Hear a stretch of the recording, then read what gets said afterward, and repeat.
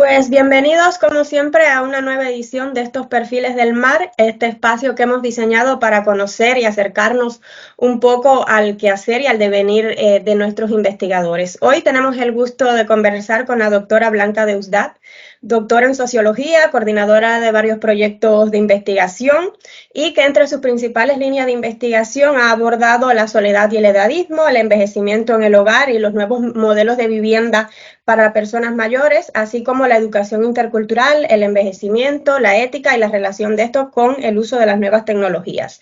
Y bueno, Blanca, quisiera un poco iniciar por ahí, con un espectro tan amplio como es la sociología, la geografía, la historia. ¿En qué momento decides qué es la antropología y la antropología médica, independientemente de que tienen mucho que ver cada una de estas ciencias? Pues es un poco el camino que vas a seguir. Bueno, tengo que decirte, igual no lo sabes, porque a veces, bueno, el discurso o lo que se dice, pero yo primero elijo la antropología. O sea, yo, bueno, ya, de hecho, de muy joven me gustaban mucho libros así de otras culturas y de sociedades simples, ¿no? Etcétera. Pero así a los 17 años voy a Inglaterra y conozco más a fondo la antropología y decido que quiero estudiar antropología. Entonces, yo estudio, para estudiar antropología en aquella época, como todos los colegas que tenemos de mi edad, para estudiar antropología aquí en España, había pocas universidades, por suerte había la de Barcelona, que me quedaba relativamente cerca, y bueno, en Tarragona también, pero era una especialidad dentro de la licenciatura de Geografía e Historia.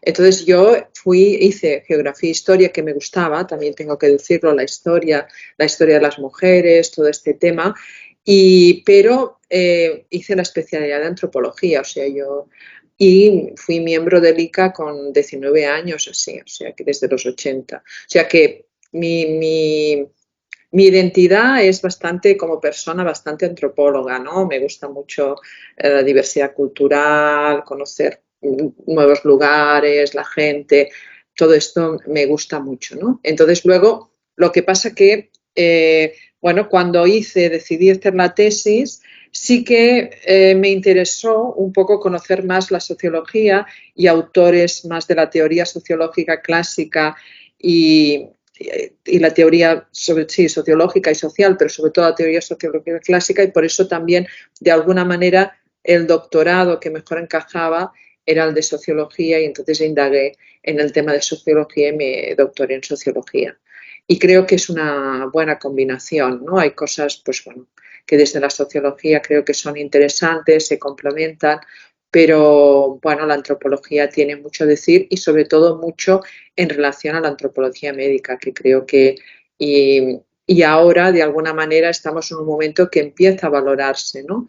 Todo este tema de la antropología médica, la voz del paciente, la experiencia del paciente, ¿no? Cómo es vivida la enfermedad, todos estos temas que se trabajan tanto.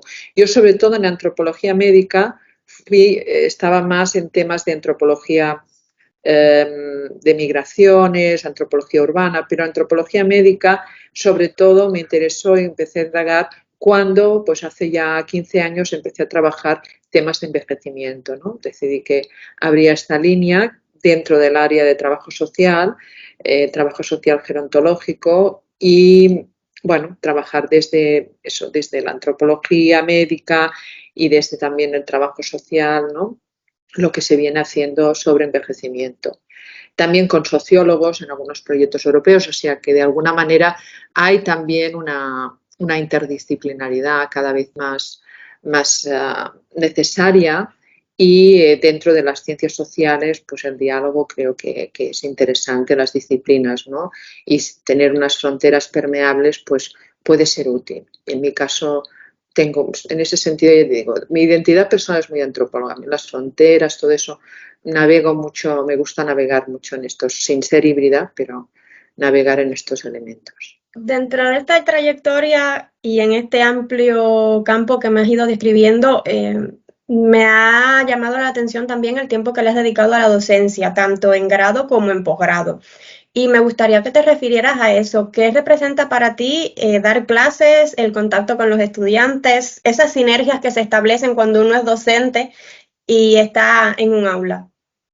Sí, yo creo que la docencia, bueno, es muy importante porque comunicas, transmites, ayudas, ¿no? Ayudas también en la formación de las personas, el mestraje, ¿no? O sea, de alguna manera comunicas, ves también sus ideas y puedes transmitir, pues bueno, todo lo que tú vas investigando, ¿no? Es también una manera de tener un feedback, y bueno, yo creo y de formar, ¿no? Es una ilusión también cuando al cabo de los años ves a profesionales, gente que has formado o bueno, que tienen una línea de trabajo profesional interesante o que se dedican a la investigación y que han progresado muchísimo de cuando tú los conocías, ¿no? Como de alguna manera has ayudado en su camino, ¿no?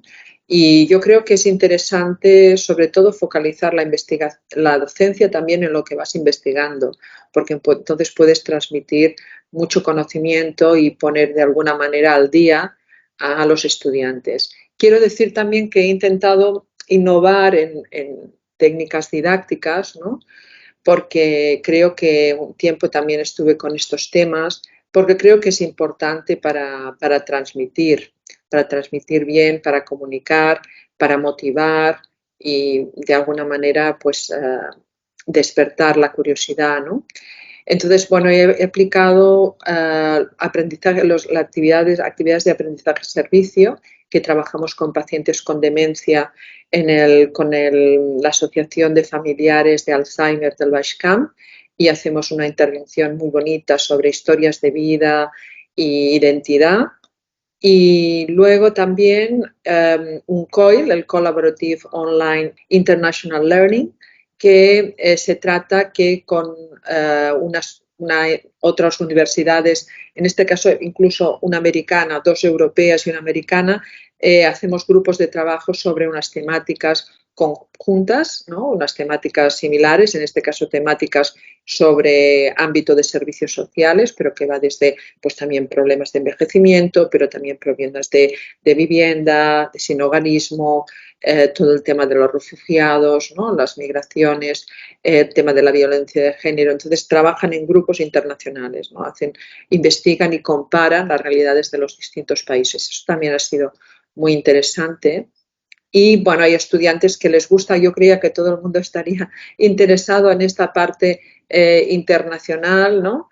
De la docencia o del aprendizaje, pero bueno, hay alumnos pues, que en ese sentido son más reticentes o les cuesta más, y otros que están apasionados desde el minuto cero y que lo agradecen muchísimo.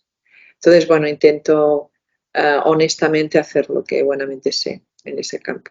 En el caso del máster de antropología médica y salud global, pues bueno, también es una oportunidad muy interesante para reflexionar sobre temas, por ejemplo, bueno, voy a introducir todo el tema de tecnología y cuidados, robótica, que he trabajado, y también todo el tema de la ética del cuidado, ¿no?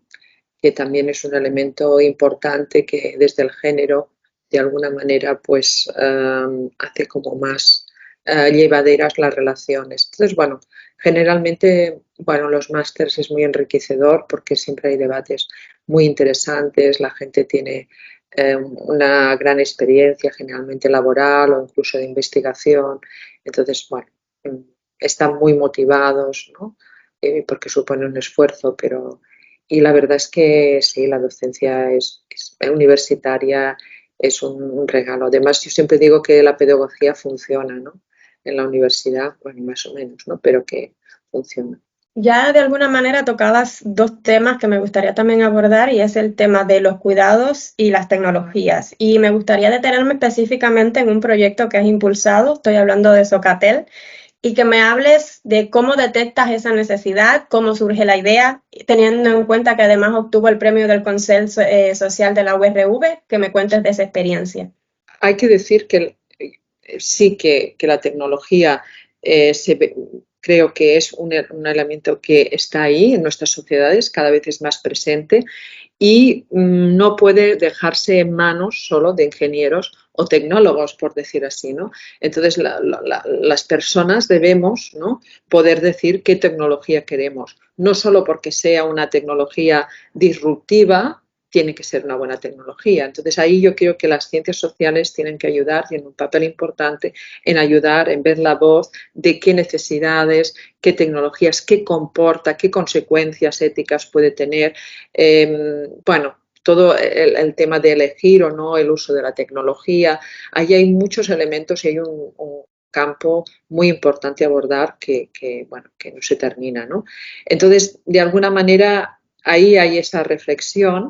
Y por otro lado, bueno, el Socatel fue un proyecto Horizonte 2020, Horizon 2020, por lo tanto, está dentro del programa marco de la Comisión Europea, donde la Comisión Europea hace unos calls. Call tiene un nombre en español, pero se utiliza muy poco y ahora no me acuerdo, pero de alguna manera plantea, ¿no?, unos retos y unos calls donde presentar tu proyecto en un marco ya de alguna manera donde se identifican unas necesidades y unas líneas donde se debe investigar. Entonces nosotros nos presentamos, habíamos presentado antes otro proyecto, pero bueno, salió muy bien evaluado, pero no llegó a tener financiación.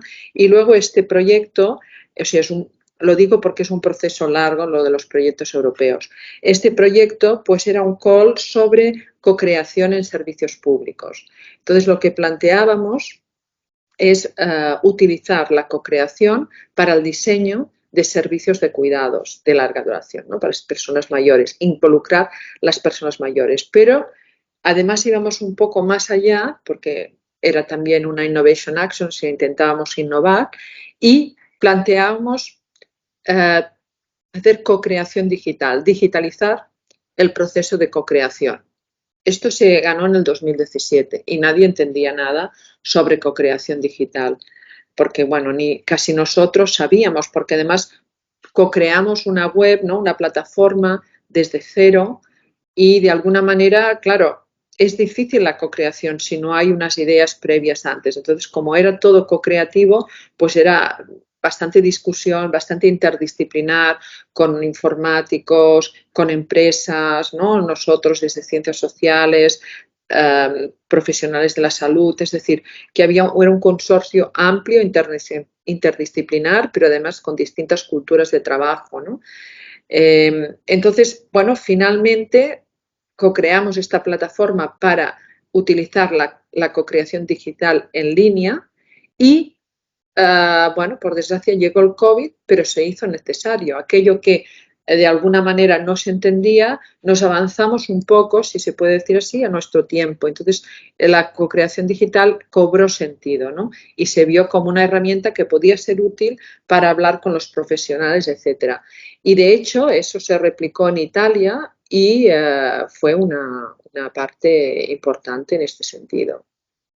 Porque, bueno, se permitió, pues, por ejemplo, en gestores poder co-crear, durante el COVID poderse encontrar, adaptar la plataforma. Luego también se intentó rediseñar una web de servicios locales, digitales, para que incluyera también servicios específicos para las personas mayores. Se vio también, por ejemplo, que durante el COVID había muchos apps para hacer ejercicios en casa, pero ninguna adaptada a adultos mayores, y también eso salió de una co-creación. O sea que, bueno, se trabajó. Es cierto que es difícil, ¿no?, la sostenibilidad del proyecto. Estamos mirando a ver si puede de alguna manera entrar en algún booster o algún aspecto de diseminación dentro de la Comisión Europea y, bueno, y ahí estamos. Entonces, bueno, lo interesante fue ver también el reto de la inclusividad, ¿no?, de cómo adultos mayores pueden también utilizar las nuevas tecnologías.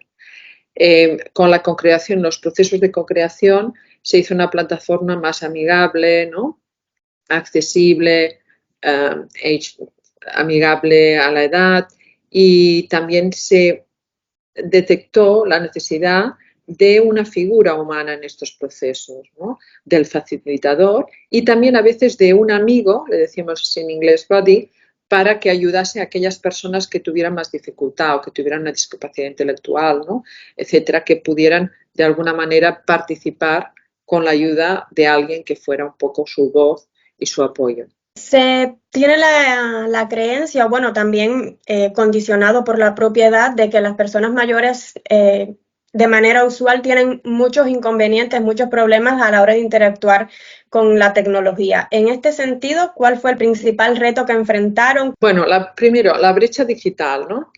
Primero, Sí. es una cosa que de alguna manera se va cortando en unos años, se irá cortando y se va cortando. También no podemos tener un posicionamiento tampoco edadista o estereotipado. Hay muchas personas mayores de 70, 80 años que controlan muy bien la tecnología. De hecho, en el proyecto participó gente que sabía mucho de tecnología.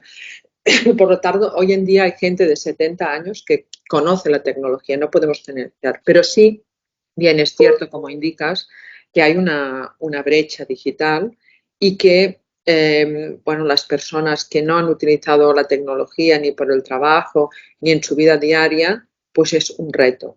Sin embargo, sí que se utiliza cuando hay una motivación al respecto y si hay un, una ayuda individualizada, no un curso general que te enseñe, no, sino para aquello que necesitas. Es decir, si hay la necesidad, la motivación y la necesidad, se utiliza, ¿no? Una persona puede no haber utilizado WhatsApp, pero bueno, resulta que pues una persona mayor se queda viuda, necesita contactar con amigas, con los hijos, etcétera, los nietos, y aprende a utilizar el WhatsApp, ¿no? Entonces, bueno, ese es un tema. Las dificultades que nos encontramos fue, pues bueno, todo el elemento de simplicidad, de diseño, ¿no? Que pudiese ser fácil de utilizar. La dificultad también a veces de registrarse, del correo electrónico, pero aún así, bueno, creemos que había una función muy interesante que también llamamos un artículo que ahora se publicará de Worm Expert, el facilitador, ¿no? La figura del facilitador, pues de alguna manera ayudaba en estos procesos, podía haber, pusimos por ejemplo la posibilidad de haber videoconferencias, es decir, podía ayudar en todos estos procesos, pero sí que es cierto que sin ningún conocimiento, si no tenías un apoyo de un buddy, era un poco difícil de participar, ¿no? Pero, bueno, tampoco, ya digo, tampoco imposible, ¿eh? Podía participar con un body y después se simplificó al máximo los procesos, se hizo lo más visual posible, lo más amigable y, bueno, se permitía pues también expresar, ¿no? La opinión.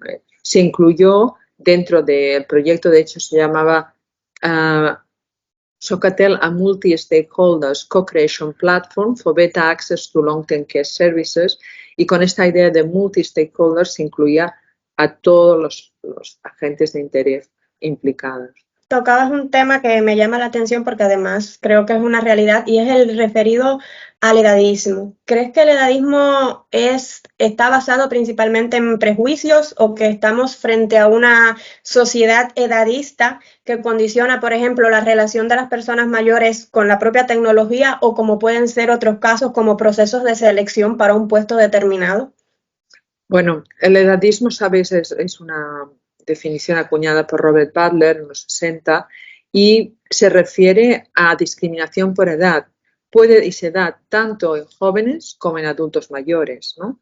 En jóvenes, pues también es lo típico, ¿no? Si tú te ves una persona muy joven, ay, no, ay, sí, ya eres, no sé, recuerdo una persona que estaba presidenta del Institut d'Estudis Catalans, del Institut Català de les Dones, y era muy joven. Entonces, bueno, todo el mundo le decía, ay, pero eres tú, qué joven, ¿no? No lo pareces. Entonces, bueno, también esta dificultad de verte muy joven para poder desarrollar una labor.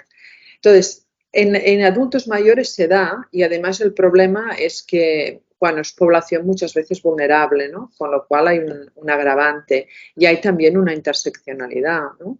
Depende de qué colectivos, ¿no? Mujeres, de descendencia étnica, etcétera, o racial, o sea, ahí también hay un elemento. Entonces, yo creo que sí, que el problema sobre todo es los estereotipos y las categorías, ¿no? Es decir, en los estudios de envejecimientos se habla precisamente de no hablar de vejez o del viejo, la vieja, aunque a veces se ha reivindicado como una identidad reactiva, ¿no? ¿Por qué? Bueno, porque no es una categoría. Si tú a partir que tienes 65 años que deciden, o 67 que te tienes que jubilar, no eres viejo, ¿no? O a veces la gente asume, ¿no? Tienes 60 o 60 y pico años y dice, bueno, es que yo ya soy mayor, ya no puedo, o sea, bueno, ya, sí, ya vendrá el momento, pero no hace falta que tú ya asumas porque entras en determinada edad que ya estás envejeciendo, ¿no? Sino que eso es un proceso y que unos, ¿no? En inglés, sobre todo el older people se utilizaba mucho, es útil porque se compara, ¿no? Unos somos más jóvenes que otros y otros somos mayores que tú, en este caso, ¿no? Soy mayor que tú, pero igual soy más joven que alguien pues, que esté por aquí en el pasillo. Bueno, entonces quiero decir que en este sentido, las categorías, yo creo que eso es como la categoría de un poco la enfermedad, ¿no? En la antropología médica pues se conoce, es decir, que ya asumes toda una serie de condicionantes por el hecho de que has tenido esa enfermedad o que eres enfermo, etcétera. Cuando, bueno, puede haber una lucha en ese sentido o tú puedes decidir pues tener otra identidad. Y después los estereotipos, de alguna manera, también, ¿no? Cómo se dirige a ti la gente cuando ya vas teniendo una edad o que, bueno, como que eres tonto, que no vas a entender, que hablan más despacio, ¿no? O, bueno, sabrás la tecnología, ¿no? Entonces hay como una reivindicación. Yo creo además que muchas veces no apreciamos lo interesante que es también. Damos tanto valor en la juventud, valorizamos tanto, o es tan carismática la juventud, tiene tanto charme, ¿no? Encanto, etcétera, que no ponemos valor en la vejez. Y yo cuando he hecho trabajo de campo, por ejemplo, siempre lo he dicho en cohousings, ¿no? Que hablo con personas mayores que, claro, son bastante rompedoras, ¿no? Porque han tenido una vida bastante alternativa y de hecho luchan por un modelo diferente, etcétera. Es súper interesante porque hay unas biografías muy interesantes, que eso, pues cuando eres joven no lo tienes, tienes otras cosas, ¿no? Pero no tienes esa trayectoria, esa experiencia de vida. Entonces, es como muy bonito conocer, ¿no? Las historias, cuando a veces ya lo descartamos. Ay, pues mira, historias, hay que estar contando batallitas, ¿no? Pero verdaderamente si escuchas, si dejamos un tiempo, ¿no? Pasa que el neoliberalismo también nos prima siempre. Si dejamos un tiempo, un espacio para poder conocer también nuestros mayores y conocer sus historias y su experiencia de vida, pues es muy enriquecedor y son relaciones muy bonitas. Hay la tristeza, ¿no? de ser el final de la vida, pero bueno, es también una parte existencial a asumir. Ese es otro elemento. Teniendo en cuenta todas estas situaciones, tu experiencia como investigadora, los propios proyectos que has ido desarrollando, ¿cómo crees que se deberían o cuáles deberían ser las características que deberían tener las políticas públicas y sociales dirigidas a este grupo etario, a las personas mayores, a los adultos? Bueno, cada vez más se habla de la perspectiva del curso de la vida, ¿no? Y de valorar, o sea, de alguna manera la vejez no es una cosa que tú tienes que plantearte o que te pasa a partir de cierta edad, sino que tiene una conexión con toda tu trayectoria de vida. De hecho, leí hace un tiempo, bueno, todo el tema de empobrecimiento, ¿no? O de sinhogarismo en la vejez viene también desde la juventud, ya viene marcado de unas trayectorias vitales, ¿no? Por lo tanto, la perspectiva que más se utiliza cada vez más es un poco el del curso de la vida y trabajar para dar a conocer también a los jóvenes el envejecimiento. Dicho esto, sí que es también interesante que haya leyes, ¿no? Para adultos mayores, porque, bueno, como hay también para infancia y adolescencia, porque hay situaciones de vulnerabilidad, mujeres pues, bueno, que a lo mejor no han trabajado, viudedades, hay maltrato, bueno, hay situaciones de necesidad también de empoderamiento, ¿no? de vivienda, de pérdidas, ¿no? De cambios, de necesidades de cuidados, etcétera, etcétera. Por lo tanto, sí que es interesante que haya estas leyes. Y yo he puesto en artículos, sobre todo cuando sucedió todo el tema del COVID, ¿no? y que se regule, pues bueno, que todo el tema ético también de acceso a la salud, ¿no? Todo este elemento que también es delicado. Y lo que también es muy importante que se trabaja y también está trabajando Naciones Unidas es la perspectiva interseccional, ¿no? El mainstreaming. Es decir, la perspectiva transversal también, ¿no? Cross-cutting, o sea, transversal, mainstreaming y también interseccional.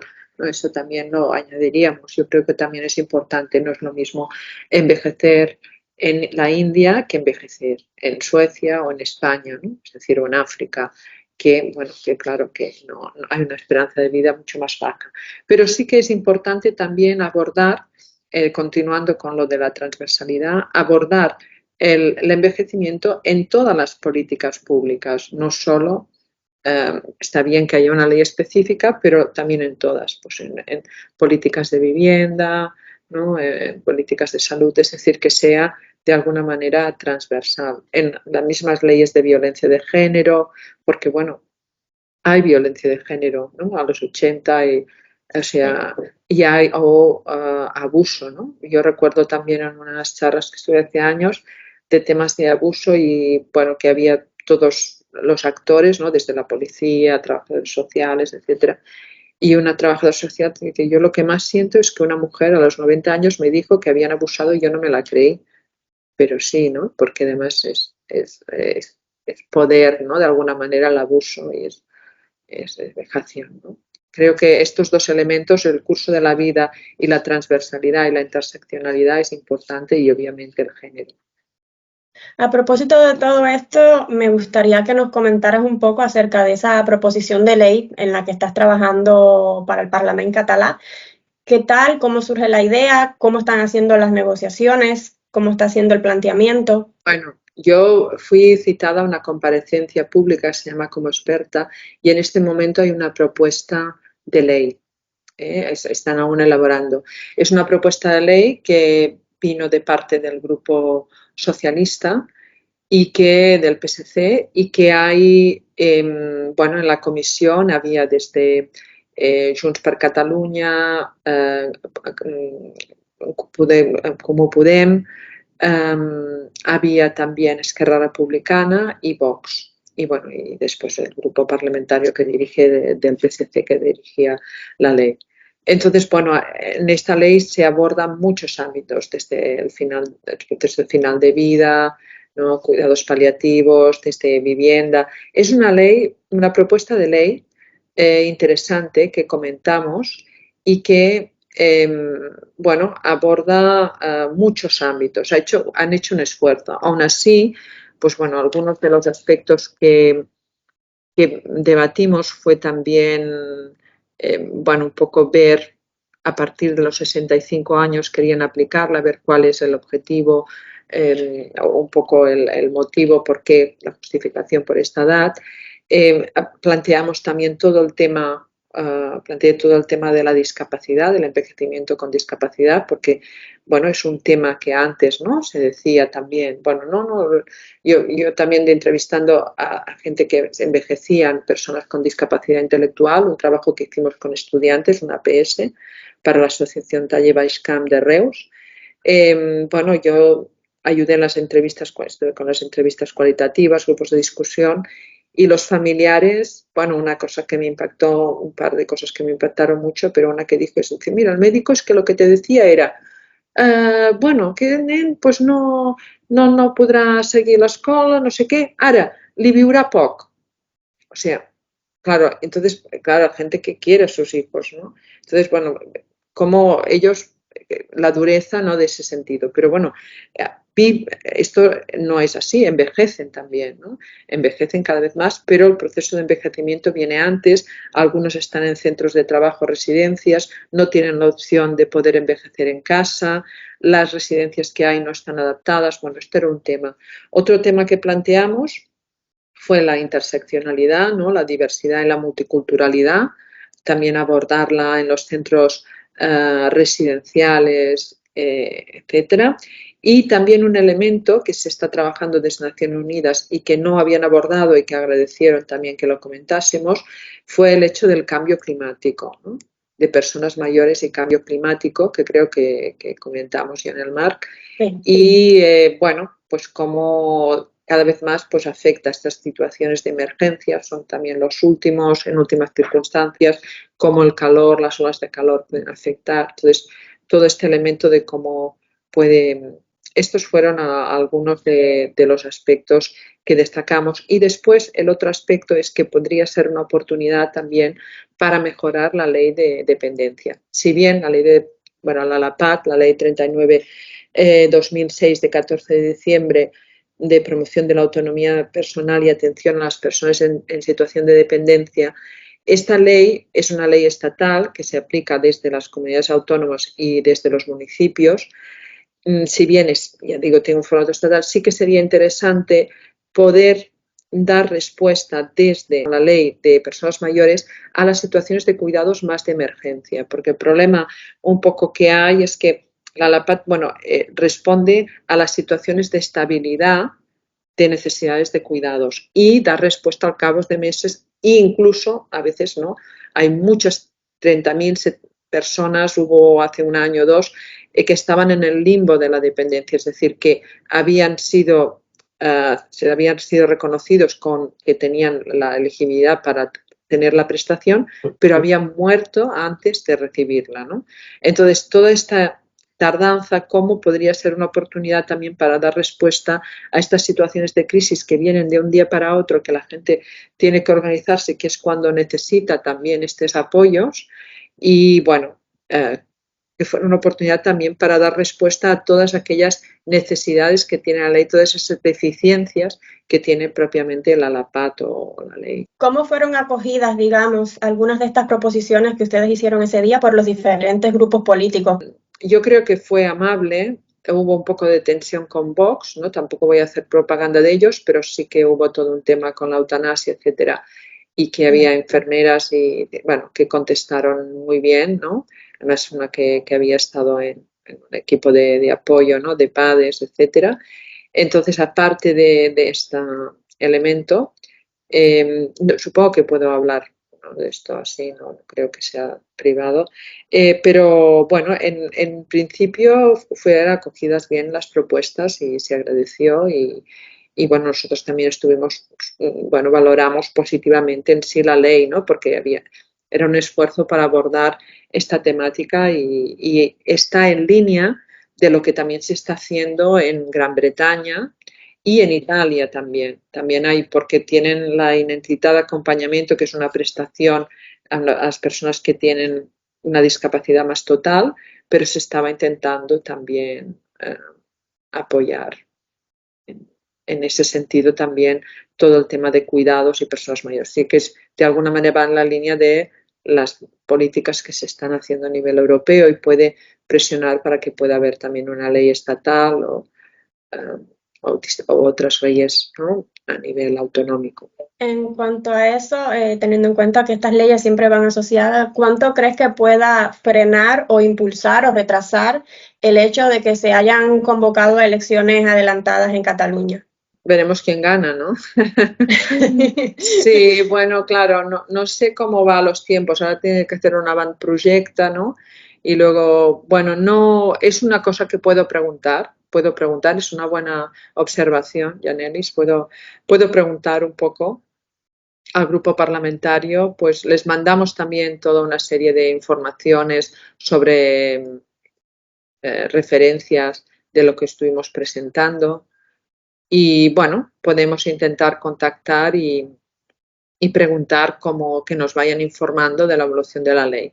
Es una buena gracia. Cambiando ahora un poco de tema, dentro de los varios aspectos que también has analizado, me gustaría referirme al tema de la interculturalidad, que también lo has estudiado un poco, y me gustaría abordar hasta qué punto puede haber confrontación, principalmente para los niños adolescentes que llegan a un aula de acogida y que luego pues pasan a un aula, vamos a decir, de la vida cotidiana del día a día de un colegio y que creo porque además he tenido algunas referencias cercanas que hasta cierto punto, aun cuando se hable el mismo idioma castellano, hay ese tipo de encontronazo, vamos a llamarlo así. Bueno, has dado muy bien en el clavo. Yo te explico un poco la historia cómo va, ¿no? Yo estuve en Estados Unidos viviendo, haciendo el postdoc, tenía una beca Fulbright, bueno, y cuando volví me di cuenta de que de alguna manera, bueno, la sociedad había cambiado, se había convertido muy multicultural, porque fue después del 2006, entonces, bueno, eran los años que había venido sobre todo la reagrupación familiar,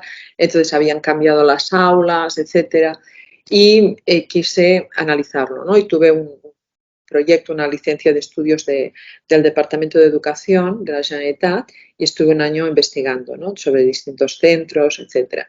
Y analicé pues, las aulas de acogida, ¿no? Estas aulas de acogida.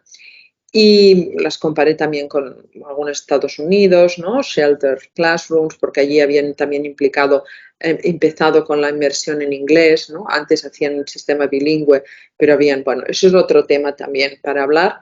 Pero bueno, yo analicé las aulas de acogida y la conclusión precisamente, para no alargarnos, que llegué fue que, bueno, las aulas de acogida se habían dotado con recursos, ¿no? Así en la época pues había una partida de 1000 y pico euros para actividades, se habían dotado de ordenadores, eran espacios bonitos, había también un coordinador LIC que daba interculturalidad y cohesión social, que daba también recursos y se coordinaba con estas aulas. El profesorado que iba a las aulas de acogida era profesorado muy motivado, ¿no? Que tenía muchas ganas, sobre todo, de enseñar el catalán, pero había un elemento, dos elementos que yo aporté. Uno, que no había formación en interculturalidad, o sea que los profesionales que iban a las aulas de acogida eran filólogos, pero que no había nadie de antropología o con una perspectiva más intercultural.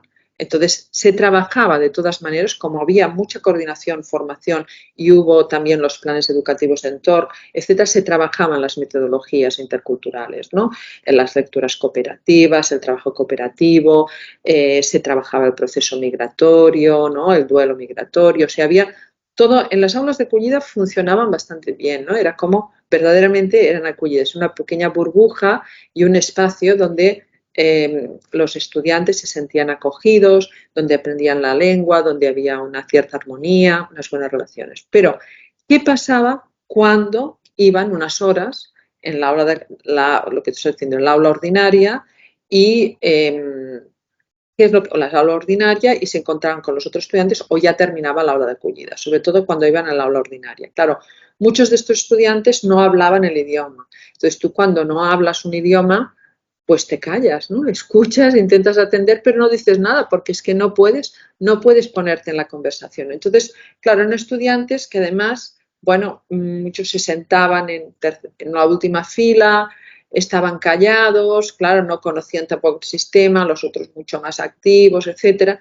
y el profesorado, de alguna manera, pues bueno, no les molestaba, entonces quedaban como un poco invisibilizados. Tenía tantos otros frentes a que dar respuesta que quedaban un poco olvidados y tampoco se trabajaba siempre la acogida en el aula, porque a veces pues se había sobre todo priorizado la matrícula, ¿no? Matricular y que vinieran los estudiantes, no se trabajaba tampoco cómo se integraban, cómo se aceptaban en el aula. Yo miré sobre todo institutos, colegios no sé si es lo mismo.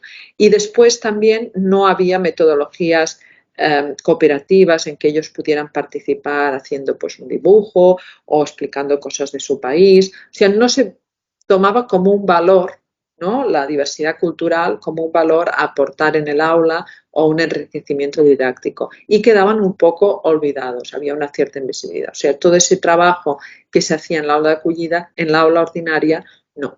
Y bueno, pues tampoco lo debían pasar muy bien, ¿no? ¿Cuánto crees que puede afectar a esta persona, en este caso niños, adolescentes, que Bueno, tienen esto es este difícil cambio? pero lo que sí que me doy cuenta es que eso puede derivar, eso es una hipótesis, no lo he investigado, pero esto puede derivar en que las aulas de acogida se conviertan en aulas de educación más especial, bueno, no sé si educación, o sea, que el hecho de la diversidad cultural se entienda como no una necesidad educativa como una necesidad de apoyo en educación, no sé, como una deficiencia en el proceso de aprendizaje. O que se entienda como que tiene que tener una atención especial, o que, entre otras palabras, que a esa persona le cuesta aprender algo o que no entiende, cuando ahí lo que hay es un tema más de diversidad cultural, no de falta de conocimientos o de poder aprender. Entonces, quede como un espacio que segregue un poco. Ese es el miedo que puede haber. Pues Blanca, muchísimas gracias por cedernos este pequeño espacio de tiempo, que sabemos que llevas una agenda bastante apretada. Gracias a ti por la paciencia. Porque Definitivamente creo que quedan tiempo. temas para abordar en algún otro encuentro. Por ahora nos despedimos. Muchísimas gracias una vez más, y como siempre, a usted que nos está viendo, nos está escuchando, le decimos que active las notificaciones para que no se pierda ninguna de las producciones del MARC. Hasta el próximo encuentro.